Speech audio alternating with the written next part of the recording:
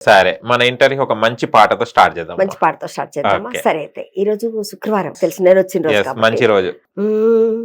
చూడరమ్మ సతులాల శోభాన పాడరమ్మ, కోడున్నది పతి చూడి కొడుతనాంచారి, శోభాలి శోభాలి శోభాలి శోభాలి.